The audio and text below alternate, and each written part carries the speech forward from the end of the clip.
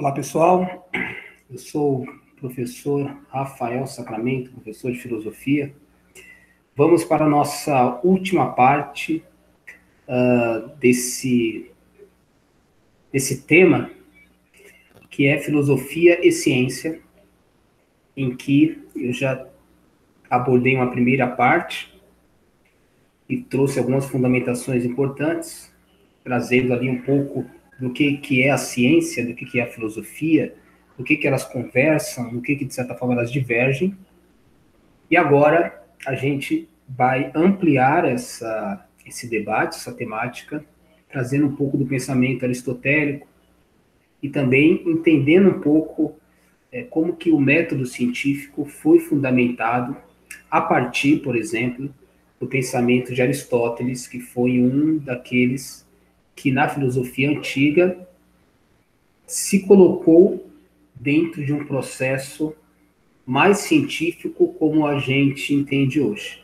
Esse processo em que você vai ter uma leitura indutiva, uma leitura laboratorial, um processo em que você não analisa a natureza de uma forma apenas racional, mas você vai para um processo de alguma forma, investigar, prescrutar, fazer testes de forma exaustiva para que, de fato, você consiga extrair desses experimentos uma verdade. Não é uma verdade qualquer, né? É uma verdade que passou por vários testes, vários crivos, e dentro desse processo que a gente tem a compreensão do que nós chamamos de ciência, tá? Então, novamente, eu vou compartilhar aqui os slides, eram os mesmos que eu estava utilizando na última apresentação. Então, partimos desse slide, que coloca o seguinte: vamos compreender melhor. Então, agora a gente entra na lógica aristotélica.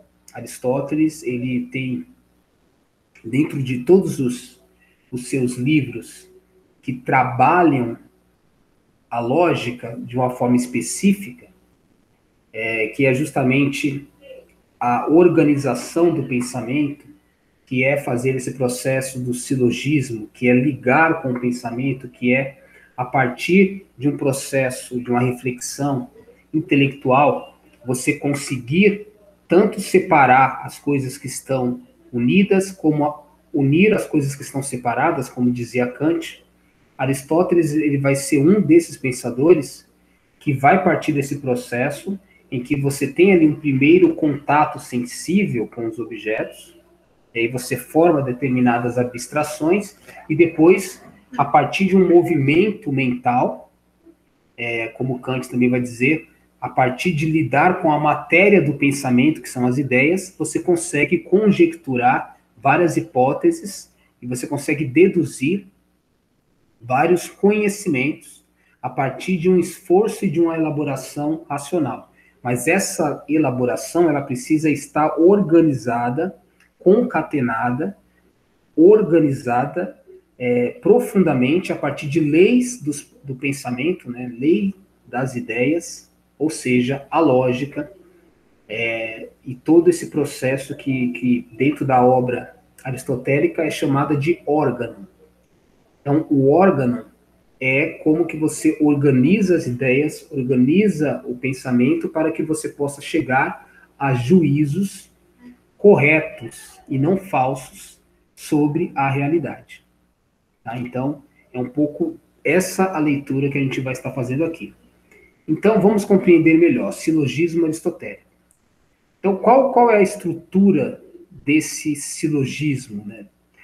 A gente tem que entender também, só para fazer um comparativo, enquanto Platão ele vai ter como método científico, método da descoberta, os processos dialéticos, tá? Que é o movimento do pensamento também, que vai chegar a partir de teses, de antíteses, a partir de processos de você dividir uma determinada conceito, concepção, o máximo possível e trabalhar suas partes de forma exaustiva para depois você chegar naquilo que ainda se configura, que se sustenta, e nesse processo que ele é minucioso, que ele é técnico e delicado, você chega a verdades.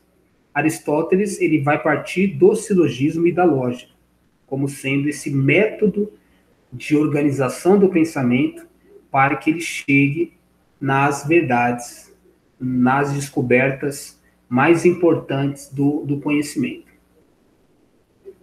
Então, o silogismo aristotélico ele é um conjunto de 3 juízos ou proposições que permite obter uma conclusão verdadeira. Tá? Então, vamos entender melhor essa questão. No método dedutivo, de 2 premissas, deduz-se uma conclusão. Por exemplo, olha só que aqui a gente já tem um silogismo. Vamos entender a estrutura desse silogismo. Todos os homens são mortais. É uma máxima. Sócrates é homem. Logo, Sócrates é mortal. Então, vamos entender o seguinte. Se o primeiro juízo, a primeira premissa, ela é verdadeira, ou seja, que todos os homens, aqui a gente tem uma premissa que ela é universal, porque ela abarca todas as pessoas do universo, todos aqueles que têm a prerrogativa, a atribuição de ser homens. Se todos os homens são mortais, aí você identifica que um determinado homem chamado Sócrates, né, você identifica que esse personagem, Sócrates, também é homem, então ele vai fazer parte daquele conjunto de homens que também, né, que tem como atributo a mortalidade. Então, logo, Sócrates é mortal. Então, você tem uma premissa que a gente chama, nesse primeiro momento, a gente tem uma premissa geral, depois nós temos uma premissa particular, e dessa correlação, dessa somatória, nós temos uma conclusão, tá, que ela é particular, mas que proveio também de um raciocínio, de uma premissa que é universal. Então, todos os homens são mortais, Sócrates é homem, logo Sócrates é mortal. É interessante aqui também que a gente percebe que a ideia é ligar o termo Sócrates ao termo mortal, tá? Que é o que vai acontecer na conclusão. Só que no primeiro pensamento, na primeira premissa, você tem a palavra todos, homens, e a afirmação que são mortais. Na segunda, a palavra mortal, ela não aparece, né? A palavra todos também, ela desaparece, surge um termo particular, não agora um termo totalizante universal. Sócrates é homem. E na conclusão, desaparece a palavra homem, que é chamado o termo médio, que aparece na primeira e na segunda, mas foi a partir da palavra homem que se uniu os termos Sócrates e mortal, que é o que aparece na conclusão. Sócrates é mortal. Isso é o silogismo, isso é um processo de conexão, de ligação dedutiva do movimento do pensamento sobre ele mesmo. Então, aqui a gente tem uma descoberta de uma possível verdade, de um conhecimento, a partir de uma estruturação lógica do pensamento, de forma dedutiva, sem precisar necessariamente ir na realidade, sem necessitar necessariamente de fazer uma investigação, uma pesquisa, uma experiência, um experimento no laboratório para você chegar nessa conclusão. É um movimento dedutivo do pensamento. Agora, olha só que interessante.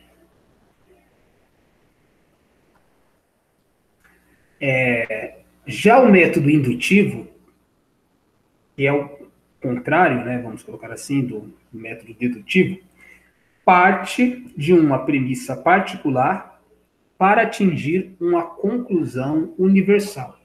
Então, vocês perceberam que no método dedutivo partiu de um universal para chegar num particular. No método indutivo é o contrário, parte do particular para chegar no universal. Então, aqui nós temos exemplos de locuções que podem nos levar a essa conclusão do individual para o universal. O ferro conduz eletricidade. O ferro é metal. O ouro conduz eletricidade. O ouro é metal. O cobre conduz eletricidade. O cobre é metal. Logo, os metais conduzem eletricidade. Então, você está percebendo que você pegou um determinado metal, chamado ferro, e percebe que ele é um condutor de eletricidade. Aí você pega um outro metal, que é o ouro, e também ele conduz eletricidade. Aí você vai para um terceiro metal, que é o cobre, e você percebe também que ele conduz eletricidade. A partir de todos esses testes, você já deduz, tá? Só que de forma indutiva, porque você fez testes, você fez pesquisas, então você chega à conclusão que dentro do aspecto, dentro da materialidade de um metal, ele sempre será um condutor de eletricidade. A gente poderia falar, por exemplo, do mercúrio, que de alguma forma pode ser entendida como um elemento químico que compõe-se dentro de uma ideia também de metal, tá? A gente poderia pensar também nessa possibilidade. Beleza. Então, o princípio aqui é só entender que, enquanto a gente tem um movimento do pensamento por ele mesmo, você sai de um método, de uma premissa universal e vai para a particular, aqui nós temos o oposto. Você vai de experimentos particulares e chega numa ideia que é universal, que é válida para todos. Vamos distinguir o método dedutivo e indutivo, através dos exemplos. Então, primeiro aqui à esquerda, né, o dedutivo. Toda mulher é inteligente. Maria é mulher. Portanto, Maria é inteligente. Tá? Mesmo esquema que eu falei, que eu expliquei do outro aspecto, né, do outro silogismo. Você tem um geral ali, né, que é toda mulher, é universal, é inteligente. Aí você vai para o particular, Maria é mulher, e no final você chega à conclusão que Maria é inteligente, porque ela está dentro dessa totalidade. Já o método indutivo, você vai ter a banana é amarela. A banana é uma fruta. Logo, todas as frutas são amarelas. Aí está muito claro, está muito evidente que nem todas as frutas são amarelas. Né? Essa conclusão pode ser um pouco precipitada. No entanto, você percebe que você tem um método, né, de identificar, por exemplo, uma característica de um particular e você identifica uma outra característica, né, que é a cor amarela, que ela pertence à banana, que é uma fruta, e aí você deduz, de certa forma, indutivamente, que todas as frutas são amarelas. No entanto, se a gente fosse voltar aqui no do metal, ele estaria um pouco mais coerente com esse processo em que você faz vários testes, vários experimentos. E não necessariamente você parte de um único exemplo e já projeta para o universal. Mas você vai fazer vários experimentos, vários testes com determinados corpos que se aproximam desse objeto que você está analisando, e aí você consegue fazer uma projeção mais geral, com mais assertividade.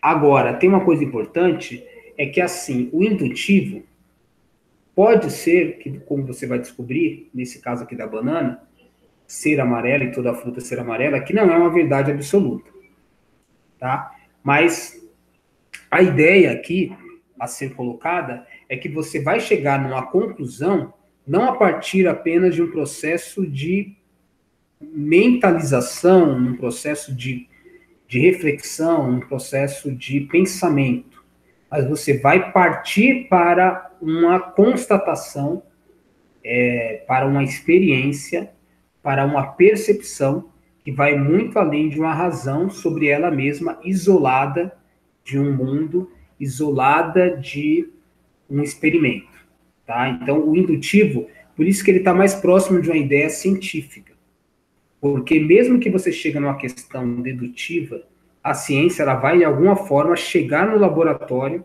e ter que provar se aquilo que dedutivamente você chegou é correto, porque você vai estar partindo de algo concreto, de algo que você precisa necessariamente tocar, tem que ser algo tangível, então não apenas algo que você imagina.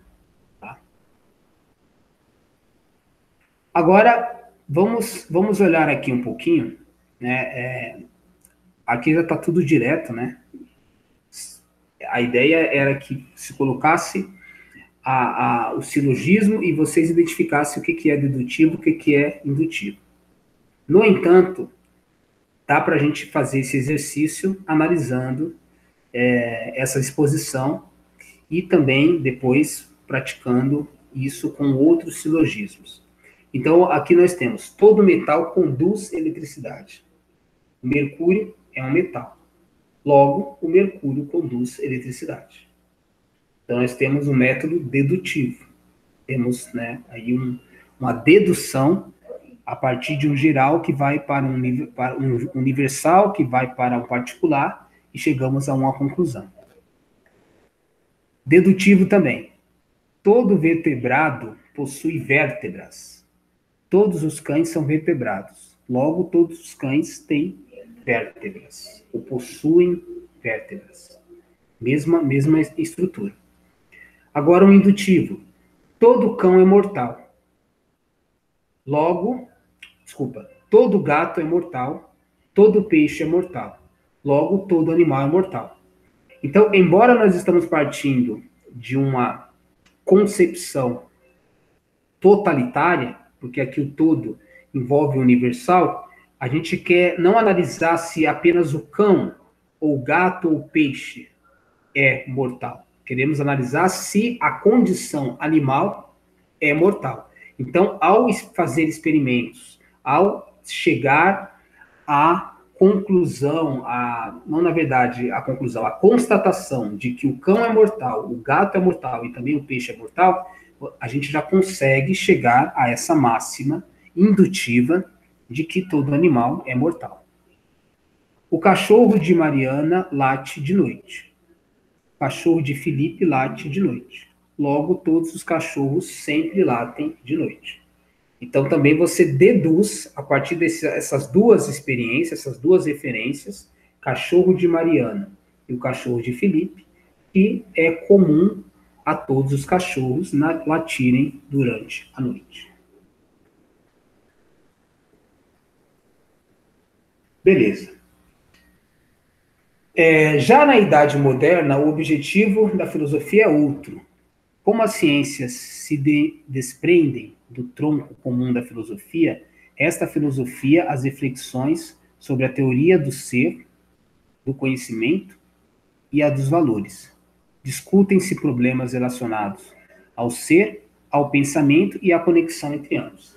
Então a gente lembra, de certa forma, do ponto de vista filosófico científico, a idade moderna, ela nasce com o pensamento de Descartes, que vai ter, dentre várias concepções, a ideia de que você deve se focar não em vários campos de estudo, mas em um único campo de estudo. Quanto mais você, de alguma forma, reduzir o seu objeto de análise, né, você atomizar o seu objeto de análise de forma a você chegar numa parte menor e avaliar ela de forma extensa, fazer testes exaustivos dentro daquela parte, você vai conseguir ter uma verdade que seja irrevogável, que seja irrefutável. Então, isso era para um pensamento lógico, para um pensamento, para o conhecimento, mas isso acaba servindo também para o campo do conhecimento, para o campo científico em geral. Então, nesse sentido, a gente tem, inclusive, anteriormente, os filósofos, eles acabavam sendo médicos, biólogos, no caso,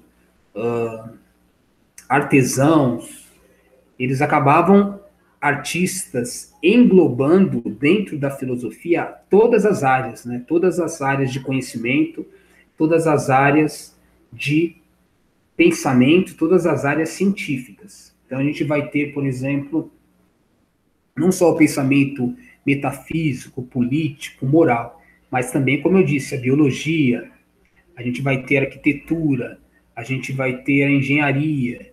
Claro que nesses períodos eram mais primitivas, né? Não era como é hoje, mas todo o campo científico ele estava dentro de um único guarda-chuva que era a filosofia.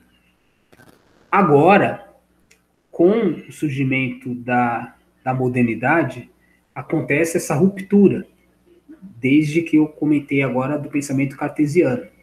E aí, nesse sentido, a filosofia, ela deixa de ser essa ciência guarda-chuva, ela se torna uma ciência como as outras. Então, ela é a mãe, ela é, de certa forma, aquela que dá origem a todos os campos científicos, mas dentro desse processo de especialização, ela se torna mais uma área a ser especialista, basicamente, na teoria do ser, do conhecimento e dos valores, tá? Então, aqui entra, por exemplo, a epistemologia, aqui entra, por exemplo, a ontologia, que é o estudo do ser, a epistemologia como estudo do conhecimento, e dentro dos valores entra, por exemplo, a política, a ética, a moral, tá? Inclusive, a religião também, como um estudo da própria filosofia, embora também vai surgir a teologia, como estudo do religioso, do sagrado, né, do sobrenatural. Então, é um pouco isso que está sendo colocado aqui. Sua finalidade é a transformação da sociedade pela autoconsciência do indivíduo. Então, a filosofia acaba saindo, de certa forma, de um campo objetivo, daquilo que é válido para todos, aquilo que, como a ciência, de um modo geral, eu já expliquei anteriormente, ela é uma forma de conhecimento racional que, pelo crivo da razão, pode ser algo demonstrado e provado para todos, em todos os tempos e lugares. Pelo menos esse é o intento. Já a filosofia, agora, ela deixa de ser algo objetivo e começa a se tornar algo mais subjetivo. Então, a gente vai falar muito dessa questão do autoconhecimento, a gente vai falar muito dessa questão de temas como, por exemplo, a felicidade, como o autocontrole, tá? Sobre uma análise social, mas essa análise social, ela não vai ter esse teor objetivo como as ciências, de um modo geral, têm, porque você não consegue colocar, muitas vezes, o pensamento humano, você não consegue colocar, por exemplo, as relações humanas dentro de um laboratório. Você faz análises comparativas, você faz analogias, mas você não consegue, como queria, por exemplo, Augusto Comte, colocar e fazer uma física do social tal e qual existe uma física, por exemplo, que consegue levar alguns elementos da realidade para um laboratório e, a partir disso, tirar conclusões mais assertivas e mais objetivas sobre as coisas. A filosofia ela não consegue chegar nesse patamar. Assim como também a psicologia, a sociologia, a história, elas não conseguem pegar a história, não conseguem pegar um fato e levar para um laboratório, estudar e ver todas as motivações, todos os contextos, né, tudo que estava envolvido ali naquele comportamento humano. Não consegue. Embora, por exemplo, a gente vai ter pensadores dentro da sociologia que vai falar de uma coisa social, de um fato social, mas esse fato social, essa coisa social também não consegue ser extraída da sociedade à parte, colocada à parte, num laboratório que você analisa. Como é que você analisa um fato social? Como é que você analisa uma estrutura social? Então, ela só pode ser feita por aproximações, por analogias, e não necessariamente como acontece com as ciências. E você consegue realmente fazer esse recorte, esse isolamento num laboratório e extrair verdades desse estudo, dessa compreensão. Atualmente, né, analisa criticamente os métodos utilizados nas ciências, além das formas dominantes de poder e da tomada de conscientização do homem. Aqui estamos falando da filosofia. Né? Então, a filosofia ela vai passar a assumir um papel crítico sobre os métodos, por exemplo, utilizados nas ciências, se esses métodos eles são coerentes, se eles são éticos.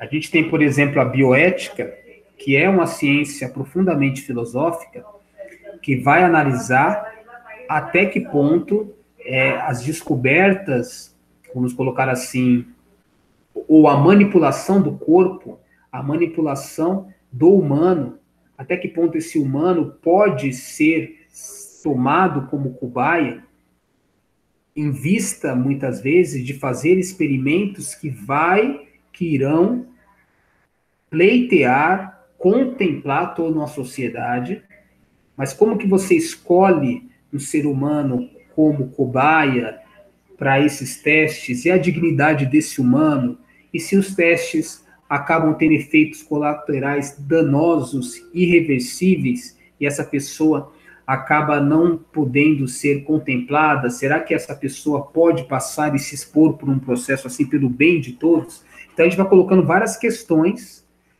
dentro dessa metodologia da ciência, dentro dessa metodologia da medicina, e assim por diante.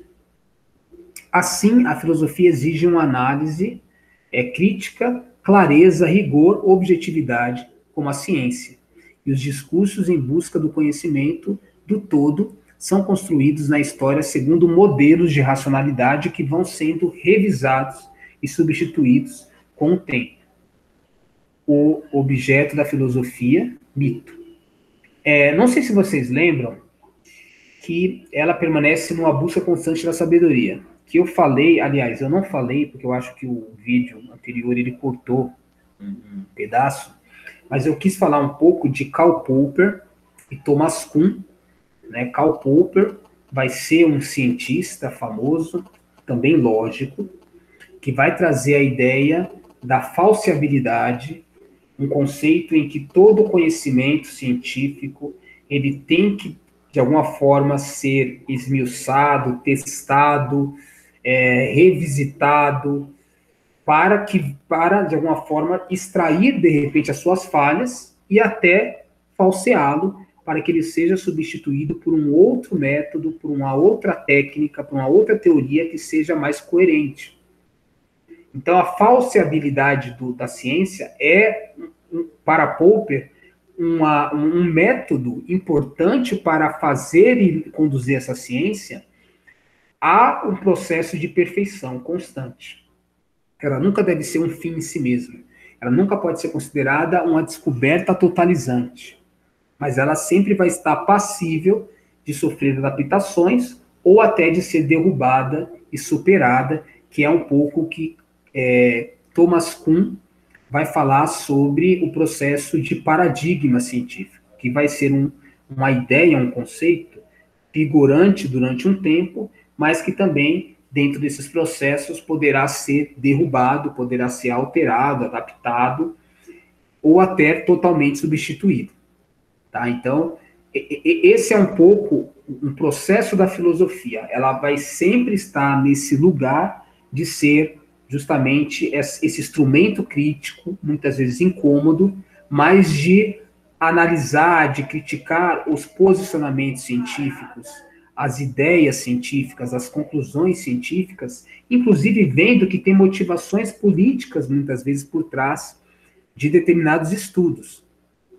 Quantos filósofos já chegaram à conclusão que se tivessem o mesmo empenho no estudo de descobrir a cura da AIDS, como se tem com as armas, com a indústria bélica, provavelmente, né, se a gente pegar, inclusive, o investimento que se faz com armas, comparado com aquele investimento que se faz com a descoberta, a tentativa da descoberta da cura da AIDS, a gente vai perceber que as proporções né, os valores são muito diferentes. Claro que o investimento feito para doenças é muito menor do que na força bélica. Então a gente percebe, a filosofia vai ser altamente crítica com esse processo. A gente está usando uma tecnologia mais em vista da destruição em massa do que de salvar vidas. Então a filosofia vai ser incômoda com esse processo. No entanto, produzir armas, né, gera muito mais dinheiro num primeiro momento do que produzir curas. Inclusive, dentro dessa lógica, que muitos remédios, existe uma medicina que ela trata de uma forma mais homeopática, com dosagens, aquilo que poderia ser obtido de uma forma, obter uma cura de uma forma muito mais eficiente e eficaz, mas que, com certeza, teria queda de receita. Então, é melhor você investir em doses e, de alguma forma, criar ali uma dependência do que você investir na cura. Então, todos esses interesses políticos, econômicos, que permeiam a ciência, vai ser sempre algo incômodo que a filosofia vai tentar desmascarar. Comparando a filosofia e ciência, a filosofia designava o amor da sabedoria e a ciência como uma forma de conhecimento oposta à opinião ou senso comum, sendo então consideradas como sinônimas. Então, num primeiro momento, a gente tem esse encontro de ambas, filosofia e ciência, contra o senso comum, né? A gente tem até com os gregos a ideia, né, da filosofia, da ciência, como sendo a episteme, contrária, oposta à doxa, que era mera opinião, que era muitas vezes opiniões sem base, e é o que a gente chama hoje de senso comum. Então, a filosofia e a ciência nascem contrárias a opiniões, a meras opiniões sem embasamento. Diante de tarefas, explicações, é importante refletir sobre essa filosofia como mãe das ciências. Então, aquilo que eu já citei um pouquinho mais para trás, né, está vindo à tona um pouquinho novamente agora. Fazendo uma retrospectiva, no começo a ciência estava ligada à filosofia, sendo o filósofo sábio, o sábio que refletia sobre todos os setores da indagação humana. Tá? Mais uma citação aqui da Aranha, 1993, página 72, que é uma autora muito importante. Eu acho que em algum momento falei que é autor, mas é autora. Tá? Depois a gente vai dar uma olhada na bibliografia que está no final dessa exposição. No século XVII, as ciências particulares começam a delimitar seu campo específico de pesquisa, pouco a pouco. Desde esse período até os tempos atuais, ciências como a física, a astronomia, a química, a biologia, a psicologia, a sociologia, a economia, etc., se especializam e investigam recortes do real. Então, eu também expliquei um pouco isso, né, que esse fenômeno da modernidade do século XVII em diante começa a delimitar a ciência para campos de pesquisa específicos. Então, a filosofia deixa de ser esse guarda-chuva e cada ciência vai ter as suas propriedades, vai ter o seu método, o seu objeto de estudo, as suas teorias, enfim, vão ter elaborações que, embora sigam um padrão de comportamento para ser científico, então tem que ter um método, tem que ter um objeto de estudo, tem que ter pesquisa, tem que ter a razão como critério, mas de repente aquilo que a razão não consegue alcançar, ou que as percepções humanas não conseguem atingir, cria-se instrumentos, como Galileu, por exemplo, que foi um dos responsáveis pela construção de instrumentos que ampliam a capacidade de verificabilidade humana. Então a gente vai ter o microscópio, sabe, vai ter a luneta, enfim, vão ter instrumentos que ampliam os nossos sentidos para poder fazer um estudo mais apurado desses dados em laboratório. Atualmente, filosofia e ciência especificam as suas intencionalidades. Filosofia, com as suas totalidades, examinando o conjunto do todo, né? E a ciência com as suas particularidades e especialidades. Então, a filosofia se tornou algo mais geral, enquanto a ciência se tornou algo mais específico.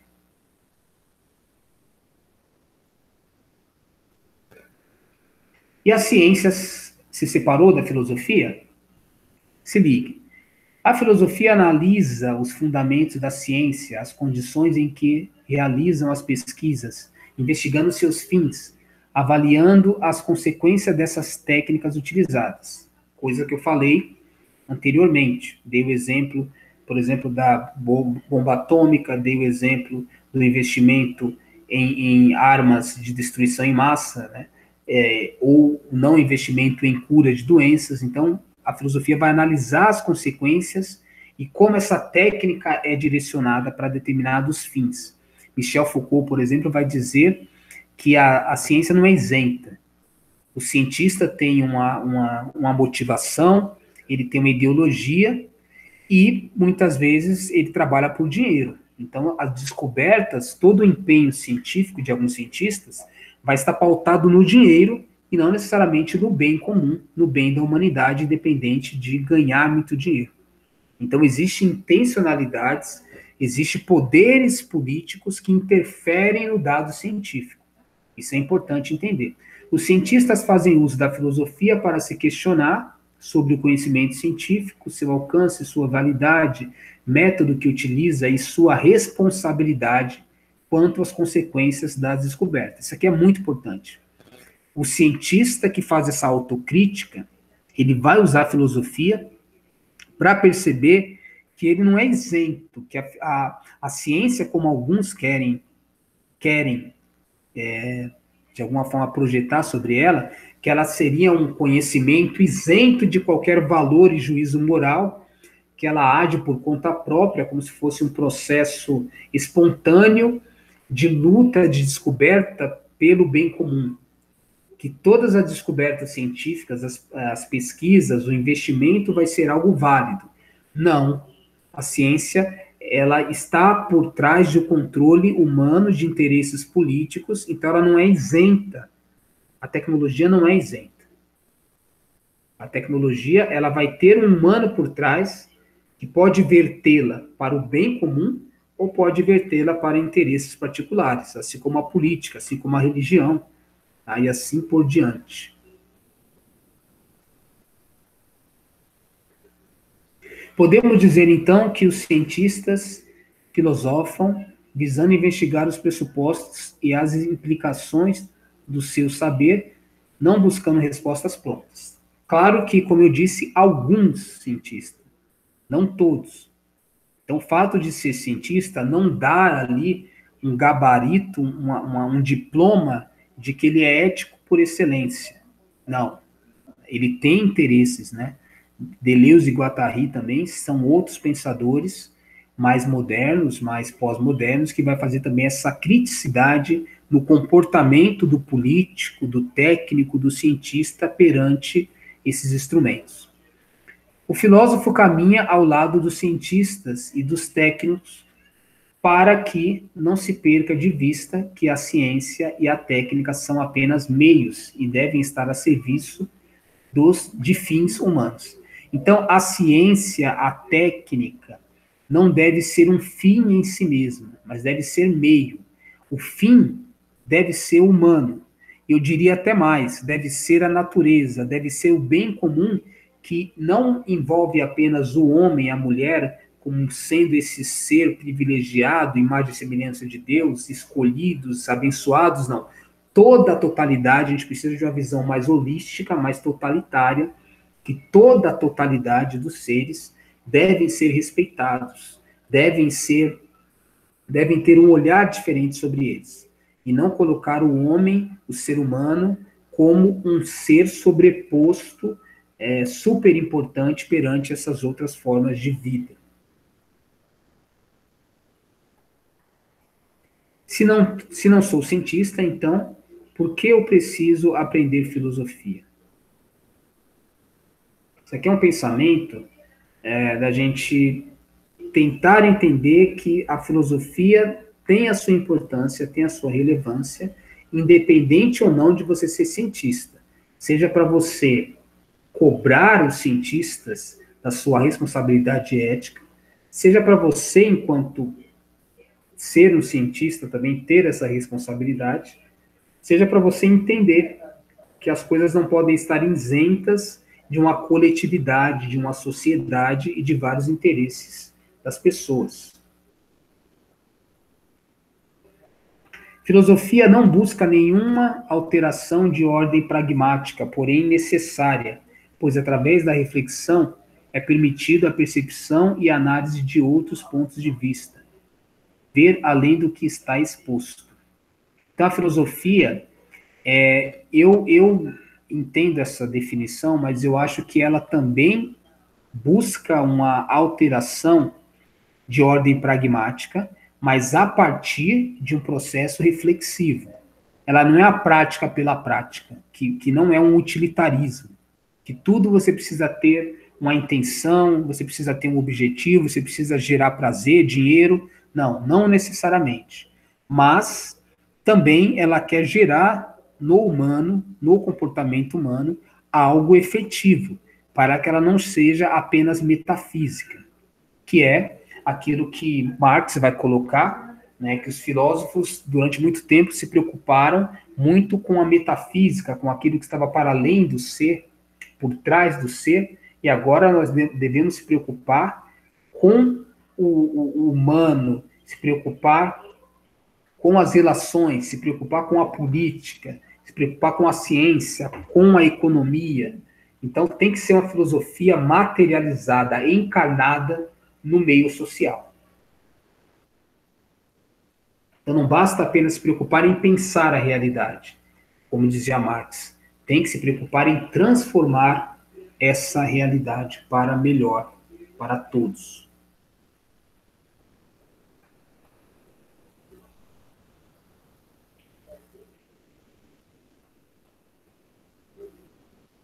Então a gente chega aqui, onde posso utilizar a filosofia? Pensando em resultados e respostas, não se pode negar o quanto são importantes as pesquisas científicas para a cura da AIDS, as leituras para se fazer uma boa redação e assim obter uma boa nota para entrar em uma boa universidade.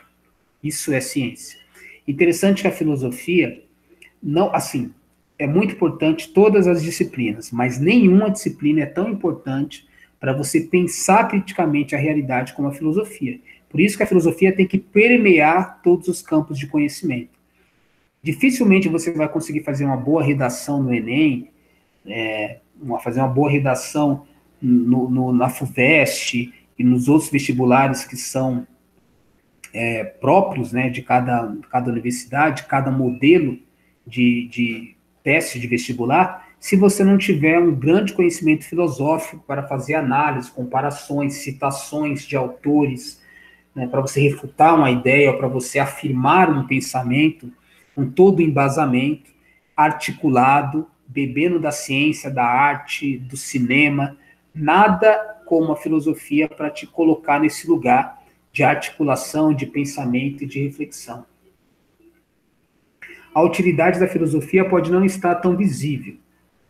Mais aqui uma citação, né? É a filosofia que dá o distanciamento para a avaliação dos fundamentos, dos atos e dos fins a que eles se destinam. Reúne o pensamento fragmentado da ciência e o reconstrói. Então, muitas vezes, o pensamento fragmentado da ciência é quando ele vai lidando apenas por determinados interesses. Então, um quer fama, um quer dinheiro, tá? Um tem a sua própria ideologia, e por isso que ele se empenha em determinado ramo da ciência, mas ela precisa ser mais totalitária e ver que o cientista deve ser um servo da humanidade. E um servo aqui que eu coloco é no bom sentido. Que os seus interesses não se coloquem acima do bem comum, acima da coletividade. Estamos quase encerrando. É fazendo uso da filosofia que passaremos a criticar ideologias ilusórias, aquelas que buscam privilégios e vantagens, aberto pelo costume, pelo convencional, pelo poder. Então, a filosofia, ela vai ser esse processo de desmascarar, de desvelar aquilo que está por trás das aparências. A filosofia é uma psicologia do social. Ela vai desvendar ali o inconsciente coletivo. Ela vai desvendar, desmascarar as várias intenções, vamos colocar assim, que está por trás de uma fachada falaciosa do comportamento humano. Como acontece muitas vezes com os processos políticos, como acontece muitas vezes com vários empresários, tá? Como acontece muitas vezes com vários líderes religiosos. Qual é a verdadeira motivação? É a salvação? É o bem comum? É a empatia? Ou são interesses escusos particulares, o enriquecimento ilícito e assim por diante? Tá? A filosofia vai ser esse processo de desmascaramento, como acontecia com Sócrates, que na humildade do só sei que nada sei, ao procurar os mais sábios do seu tempo, percebia que a grande maioria era de fachada, eram charlatões que não dominavam aquele conhecimento que se passava, que vendia a ideia que eram dominantes, que eram sábios especialistas naquelas áreas. Viver sem filosofar é o que se chama ter os olhos fechados sem nunca os haver tentado abrir.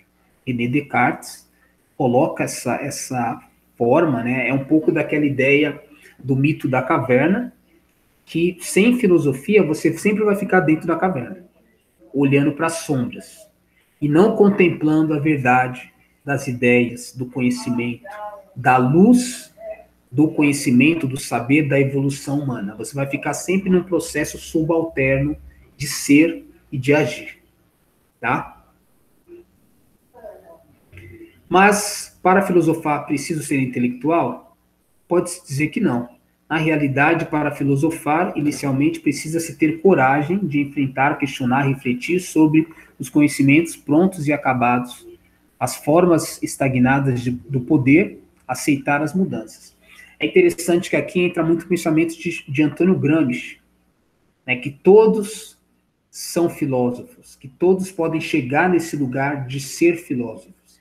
A filosofia não é algo dos intelectuais, de pessoas seletas da academia, pessoas iluminadas. Não, a filosofia não é algo religioso, não é uma escolha divina de um sacerdote que teve ali um encontro com Deus. A filosofia está ao alcance de quem quer pensar criticamente, usar as suas faculdades mentais, não para ser um robô, um escravo dominado pelo sistema, mas para poder realmente analisar as relações, analisar o sistema, analisar a sociedade e conseguir ser autônomo nesses processos. Também, como dizia Kant, né, que é sair da autoimputável ignorância e caminhar para a autonomia. Isso é o processo da filosofia. Esse é o papel da filosofia. E se não existisse a filosofia? Provavelmente, né, não existiriam questionamentos, debates, nem novas produções. Não se buscariam mais a formulação de respostas a partir de posicionamentos e ideias diferentes, levando a sociedade a responder seus questionamentos sempre da mesma forma, a partir de respostas já prontas. É a filosofia que mexe, que bagunça, que faz você reestruturar o seu pensamento, seu posicionamento na sociedade. Então, sem ela, realmente, a gente poderia estar num mundo vazio, num mundo mecânico, num mundo automático. A filosofia possui sua importância baseada exatamente na busca por novas respostas em um novo modo de pensar a realidade do mundo em que vivemos.